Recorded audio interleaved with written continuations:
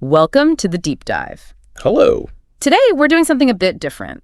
Actually, I think it's really useful. Oh, yeah? Yeah, one of you sent in some material excerpts from a book called Advanced Everyday English, and we thought, okay, let's dig into some of these phrases. Sounds like a good plan. So what's the mission?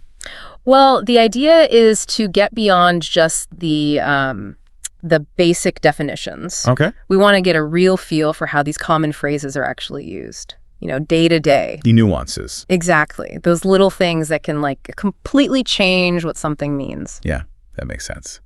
It's not just about vocab lists, is it? Not at all.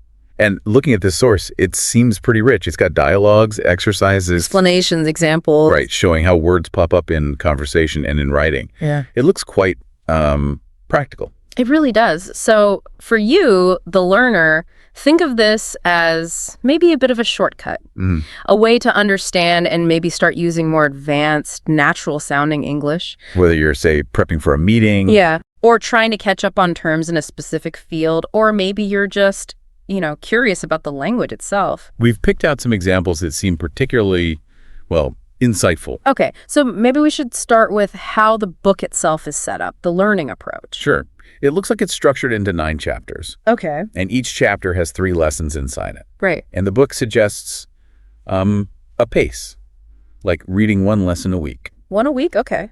That sounds manageable. Yeah. And then doing a revision after you finish each chapter sort of reinforces it. And it has pictures, too. Illustrations. It does, yeah. Little visual aids, which can be helpful. But the key thing seems to be the audio, right? There's a CD. Absolutely. Yeah. It comes with an audio CD, and the book really emphasizes listening to the dialogues. To hear the words in context. Exactly. After you study a chapter, you listen to the related dialogues to really help your understanding stick. Makes sense. You hear how it actually sounds. And what's interesting is the advice it gives.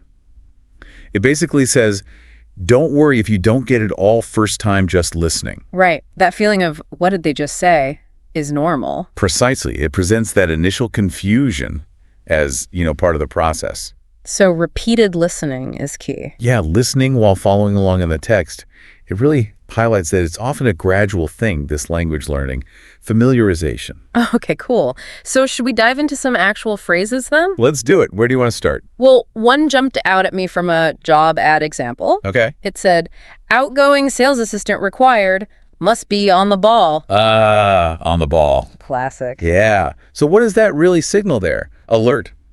Efficient. Both, I'd say. It means you need to be sharp, quick, attentive, not missing things. Like someone literally keeping their eye on the ball in a game. Exactly. That kind of idea. Proactive, aware, responsive. Especially important in sales, I guess. Makes sense. And that same ad, it went on.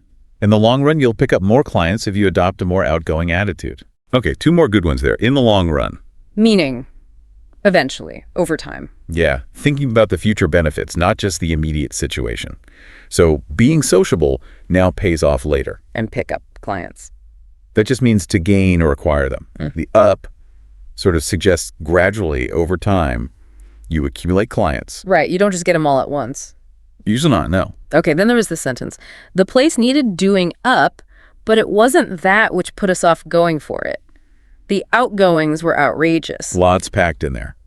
So doing up a place. That's renovating, right? Redecorating. Yep, giving it a makeover, fixing it up. But that wasn't the deal breaker. It was the outgoings. What are those? Expenses, the regular costs, the money you have to pay out each month or year. Like bills, running costs. Exactly. And here they were outrageous. Meaning really, really high. Way too high, yeah. Excessive. And notice, put us off. Yeah, that means discouraged them. Made them decide against it. Precisely. It dissuaded them from buying the place. It's interesting at how outgoing itself pops up again, but with different meanings. Ah, yes, good point. The book mentions the outgoing president. That just means the one who's leaving office. Exactly. The one whose term is ending. The example about the whole town seeing them off really highlights it's about departure from a position. Okay. And then there's outgoing mail. Simple one. That. Mail to be sent out. As opposed to incoming. Right. The outgoing tray versus the incoming tray. Very clear contrast. Okay, let's shift gears. What about off the record? That's a common one. Oh yeah, very common. It means unofficially, confidentially. Like, don't quote me on this. Pretty much. What I'm telling you now isn't for public knowledge or official reporting. The book gives examples, right? Like a mortgage consultant. Yeah, giving some candid advice, maybe bending the official line slightly off the record, or stressing before a meeting, look, this part is off the record. And the opposite is on record. Exactly. That's the official, publicly stated position or fact. Like the example of the interviewer asking the prime minister about something they said on record before. Precisely. Holding them accountable for their official statements. It's a really important distinction in journalism, politics, business. Definitely. Okay, another one that seemed a bit tricky. Go by. Ah, yeah. Go by. The book explains it as relying on something you've heard or seen, but often with a hint that it might not be totally accurate. So, judging based on possibly unreliable info, like gossip? Kind of, yeah. The example given is you can't go by what he comes out with. Implying he might exaggerate or not be truthful. Exactly. It suggests his statements aren't a reliable basis for judgment. Interesting. So it's different from go by the book. Oh, completely different. Go by the book means sticking strictly to the rules. No deviation. Right. Two uses of go by, totally different meanings. That's English phrasal verbs for you. Tell me about it. Okay, what about brush up on? That's a useful one. It just means to refresh or improve your knowledge of something. Something you maybe knew before but have gotten rusty on. Exactly. Like the examples, brushing up on your Spanish before a holiday. Or brushing up on general knowledge for a pub quiz. Yeah, very relatable. Revising or improving a skill or knowledge area. Okay, let's talk personality. The book contrasts touchy and thick-skinned. Right, so touch. Reverse sensitive, gets upset easily. Yep, easily offended or irritated. Whereas thick-skinned is the opposite. Right, not easily bothered by criticism or insults. They can take it. And the example dialogue uses go along with. Yeah, where someone says, Jane's touchy, but her sister is thick-skinned, and the other person replies, oh, I wouldn't go along with that. Meaning, I don't agree with that. Exactly. Go along with here just means to agree or concur. Got it. Then there's cliché. We all know what that is, sort of. We do, but it's good to define it. It's basically an overused phrase or opinion. Something that's lost its impact because it's said so often. Precisely. It often sounds a bit tired or unoriginal. Like the football manager example, always using the same old lines after a match. Yeah, you hear the same things again and again. Though sometimes cliches are cliches because they contain a common truth. Like the example, what you get out of life depends on what you put into it. Still, using too many can sound lazy. Okay, layout. This one seems to have a few meanings. It does. It's quite versatile. First, it can mean to present something clearly. Like information. Yeah, like laying out your proposals in a report, making them easy to understand. Systematically presenting something. Or it could be physical, laying things out on a table. Exactly. Arranging items so you can see them clearly, like sorting through papers. And then there's design, like the layout of a building. Right. Layout can mean to design or plan the arrangement of something, like a garden, a room, or even a town center. And the noun is layout. The book mentions poor layout causing confusion. Yeah, like in a shop or website. If the layout is bad, people get lost. And there's one more meaning, colloquial, about money. Ah, yeah, the informal one. To lay out money means to spend it, often a fair bit, and maybe reluctantly. Like the example of the wife asking the husband how much he had to lay out on car repairs. Exactly that. Paying for something, often unexpectedly. Okay, about go about. Two main senses here, too, really. First is about approach. How you go about doing something. Like tackling a problem. Yeah. Often used with how. Like, I don't know how to go about telling him he's fired. It's about the method or procedure for dealing with something difficult. And the second meaning? Is about circulating or spreading. Like a rumor going about. Or maybe a virus. Yeah, there's a nasty bug going about, that kind of thing. Got it. Keep someone posted. That sounds like useful office speak. It is, but used more widely, too. It just means keep someone updated. Give them the latest information as things change. Exactly. I'll keep you posted on the amendments or keep me posted on your progress. Very common, very useful. Okay, let's dip into some business finance terms. Break even. Right. This means you reach a point where your costs and income are equal. So no profit, but also no loss. Precisely. You've covered your cost, but haven't made anything extra. Like a new business hoping just to break even in year one. Yeah. Or maybe during a recession, a company feels lucky just to break even. Makes sense. And related to maybe not breaking even is having a backlog. Ah, the dreaded backlog, yes. That's a buildup of work that hasn't been dealt with yet. Like a pile of paperwork on your desk. Exactly. Or a backlog of orders to fulfill, or even a backlog of patients waiting for appointments. It implies delay and being behind schedule. Okay.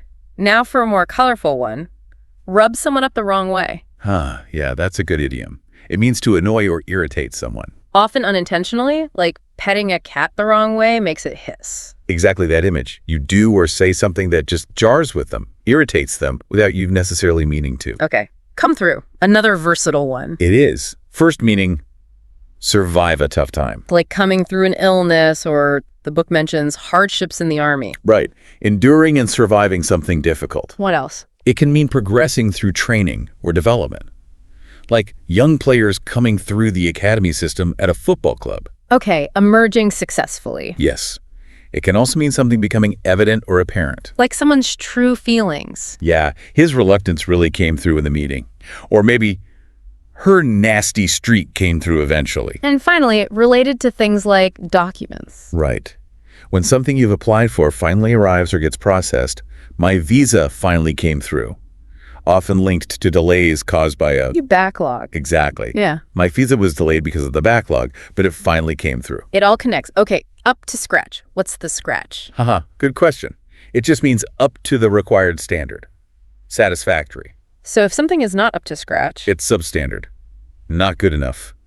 Below expectations. Okay. Then there's give someone stick or get stick. Sounds a bit aggressive. It's click-wheel, yeah. It means to tease or criticize someone persistently. Like teasing your friends. Or serious criticism. Can be both. Depends on context. Your mates might give you stick about a bad haircut, which is lighthearted. But a politician might get stick or come in for stick from the press, which is serious criticism. Gotcha. And try it on. That means testing the limits. Trying to get away with something you probably shouldn't. Seeing what someone will let you do. Exactly. Pushing boundaries to see if there are consequences. Like a child trying it on with a parent. Okay. And wind someone up, is that like annoying them? Yes, but usually deliberately. Teasing someone to provoke a reaction, often for amusement. Winding them up like a clockwork toy until they react. Kind of, yeah. And sometimes, if you wind someone up or just misunderstand something, you might get hold of the wrong end of the stick. Meaning you completely misunderstand the situation. Totally. You've grasped the wrong idea entirely. It's a great idiom for misunderstanding. It is. Okay, go round. Or go around. This seems to have loads of meanings. It really does. Let's see. Moving from place to place, obviously. Like visiting people. Yeah. Or a rumor circulating, like go about. Okay. It can also mean treating someone badly. Like the example, you shouldn't go around treating people like dogs' bodies. What's a dog's body? Someone who has to do all the boring, menial, unpleasant jobs that nobody else wants. Okay, so don't treat people badly. What else for go around? It can mean deliberately annoying someone, similar to wind someone up. Right. And also, crucially, whether there's enough of something to be shared among everyone. Like, are there enough cakes to go around? Exactly. Or not enough money to go around. And the book mentions a parent telling a kid not to go around with someone else. Yeah, that means don't associate with them, don't spend time with them, often implies disapproval of the other person. Wow. Okay, that's a lot for one phrasal verb. It is. Context is everything. Definitely. Now have it in one. Sounds a bit strange. It's colloquial again. It means someone possesses a surprising quality or ability you didn't expect. Usually used like, wow, I didn't know he had it in him. Exactly that. Expressing surprise at someone's unexpected capabilities or actions. Maybe they suddenly perform really well, or they stand up for themselves unexpectedly. But that's different from have it in for someone. Oh, completely different. Have it in for someone means you really dislike them and are determined to cause them trouble or make them suffer. Like the boss who has it in for an employee, looking for mistakes. Precisely. One is surprise at hidden depths. The other is targeted malice. Big difference. Okay, cocky. Just means overconfident, arrogant, too sure of yourself. Usually negative. Almost always, yeah. A cocky attitude isn't generally seen as a good thing, thinking you're better than you are. Right. Bog down or get bogged down. What's that about? Think of getting stuck in a bog, like a mud. It means progress is stopped or slowed down. By too much work or too much information? Both. You can get bogged down in paperwork, meaning you can't get through it. Or you can get bogged down in details, meaning you lose sight of the main point because there's too much confusing information. The marketing example likely shows customers getting confused and progress stalling. Okay, stuck in the metaphorical mud. Up and coming. That describes someone or something likely to become successful or popular soon. Like an up-and-coming actor or band. Exactly. Or maybe an up-and-coming neighborhood or fashion trend. Shows potential for future success. And get going. Simple one. Means hurry up, start moving, or leave. Colloquial. Like, come on, let's get going. Yeah, though the book notes that if you're telling someone else directly, get a move on is offered preferred. Get going is more like suggesting we start. Got it. Now, the book uses some examples to tie these together, right? Like the football manager. Yeah, that's a really nice touch. Ted Davies, the manager, the story shows him starting as a dog's body. Doing all the grunt work. Right. And he used to go round with the chairman's son. Associate with him. He got a lot of stick. Criticism or teasing? Was seen as a cocky lad. Bit arrogant. But eventually found his place, felt in his element as a manager. That really helps see how the phrases work in a narrative. Absolutely. Makes them much more memorable. And there's a news report example, too. Yes, using things like the outgoing home secretary. I'm needing the job. A backlog of passport applications. Big delays. Warning people not to go by scare stories. Don't rely on unreliable rumors. Mentioning decisions still being up in the air. Uncertain, undecided. And promising to keep listeners posted. Keep them updated. It really shows how common these are in everyday news. It does. And another bit about MPs needing to brush up on languages. Refresh their skills. And how few up-and-coming politicians can actually get by in another language. Manage basic communication. Yeah, these examples are great. And then there's the exercises, the choose the correct word type things. Which probably introduce even more words like scapegoat, hardship. Exactly. At stake, pencil in, baffled, understatement. They use the exercises to embed the learning and subtly introduce more vocabulary. It seems like a really comprehensive approach. It really does. And the sheer number of phrases listed later in the book, I mean, just skimming, get the gist, ask after, over the top, deep down, once in a blue moon. Wow. Have a lot on one's plate. Keep a low profile. Shrug off. A foregone conclusion. Jump on the bandwagon, nip it in the bud. By no stretch of the imagination, a stumbling block, the final straw. Way up, miss the boat, boil down, stick out like a sore thumb. Okay. Point taken. There's a lot in there. An absolute mountain of everyday useful English. So wrapping this up then, what's the big takeaway for you, the learner? Well, hopefully seeing this selection shows just how important understanding these common phrases is. Yeah, it's not just about grammar rules or single words. It's about these chunks of language. Exactly. For really effective communication and just for understanding what's going on around you in English, you need to grasp these. Getting these nuances right can lead to those aha moments, can't it? Absolutely. Suddenly, a conversation or an article makes much more sense. You understand the subtext, the implication. It adds those extra layers beyond just the literal meaning. Totally. So we'd really encourage you, the learner, to, start noticing these. Yeah, actively listen for them. In conversations, on TV, in podcasts. You might be surprised how often the phrases we talked about and others like them just pop up. Definitely. Language is, it's alive. It's constantly changing and being used in these subtle ways. And understanding these everyday bits and pieces really does unlock a deeper connection, a deeper knowledge. Well said. Which maybe leads to a final thought for people to consider. Go on. What other everyday English phrases have you encountered that make you stop and think, what does that really mean? Or why do they say it like that? That's a great question. Maybe noticing those is the next step in your own learning journey. Could be the perfect starting point for your own deep dive. You know that quote, all words are pegs to hang ideas on. Henry Ward Beecher. Yeah, I know the one. It really makes you think, doesn't it? Like, how many ideas are we missing just because we don't have the right pegs? Interesting way to put it. Well, welcome to the deep dive. You send us sources, and we dig into them to pull out the key stuff. And this is designed especially for you, the learner. Someone who wants to, get the insights quickly, thoroughly, but without feeling totally overwhelmed. Exactly. So today we're diving into some excerpts from 504 Absolutely Essential Words, the 6th edition. Right. In this book, it's not just a list. It's structured really cleverly, I think, to build your vocabulary actively. How so? Well, it uses definitions, obviously, Yeah. but also example sentences, fill in the blanks, matching exercises, Oh, okay. even creative tasks. And importantly, it looks at word origins, etymology, and how words connect. Gotcha. So our mission today isn't just reciting words. We want to unpack the actual strategies for learning vocab that are embedded in these lessons. And maybe find some surprising language facts along the way from those word histories. Yes. And ultimately give you, our learner, some solid, actionable ways to expand your own vocabulary.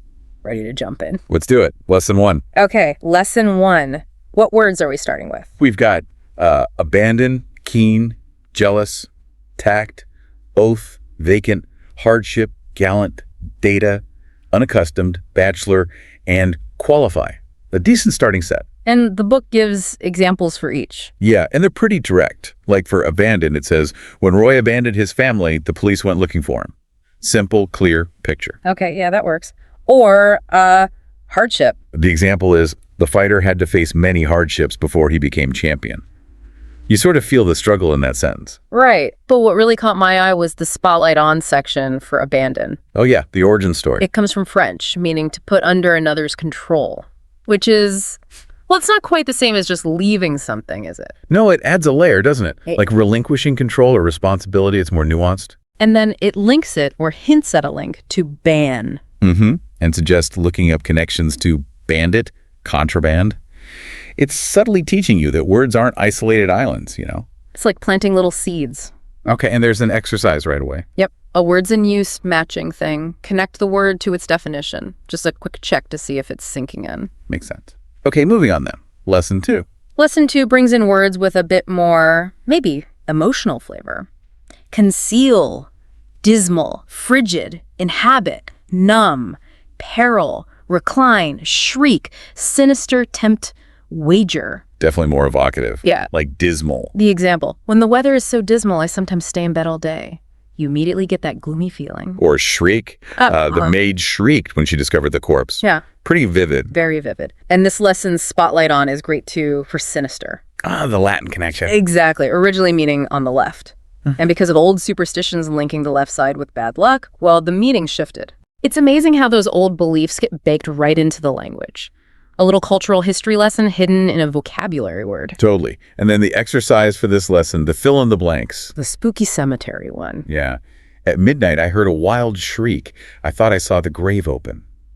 It uses shriek, numb, peril, sinister, all in this creepy little story. That context really helps lock the words in place, doesn't it? Much better than just a list. For sure. Contextual learning. All right, lesson 3 seems to shift gears a bit. Quantity, change, influence. Yeah, words like minimum, scarce, annual, persuade, vital, majority, assemble, explore, topic, debate, evade, probe, reform. Okay, how are the examples here? They start connecting to sort of broader concepts, like studies show that adults need a minimum of 6 hours sleep. That's practical info linked to the word. And the words in use passage is about a baseball strike. It uses words like persuade and minimum wage in that context. So it shows how this vocabulary helps you understand, well, real world stuff, even news or history. Exactly. These aren't just abstract words. They're tools for understanding discussions and events. Makes sense. What about lesson 4? Physical characteristics, abstract concepts. Right. We get dense, utilize, humid, theory, descend, circulate, enormous, predict, vanish, tradition, rural, burden, campus. Some visual ones in there again. Dense. The dense leaves on the trees let in a minimum of sunlight. Easy to picture. Or descend. If you let the air out of a balloon, it will have to descend. Simple physics, simple example. And they bring in theory too. Yeah. And they even mention Einstein's theory. So it connects the word to, significant intellectual ideas. That's good. It elevates the word beyond just a simple definition. Any notable passages? There's a short bit about a shaker work group that uses rural and burden in a kind of everyday work context. Again, grounding the words. Okay, let's jump ahead a bit. The outline mentions lesson 6 and word review #1. What's happening there? So the review sections are crucial. They bring back words you've already learned, like vacant, keen, descend, humid, abandon, lots of them. It's all about reinforcement. Spaced repetition, kind of. Exactly. And the spotlight on here is for defect, which is interesting because it highlights how one word can be different parts of speech. Ah, like a noun versus a verb. Precisely. Defect as a noun means a flaw. But as a verb, it means to, like, abandon your country or cause defect from one country to another. Shows the flexibility of words. That's a really important point for learners and the review exercises themselves. They test nuances, like you have to choose between similar words in a sentence. It was a dense, typical day in July.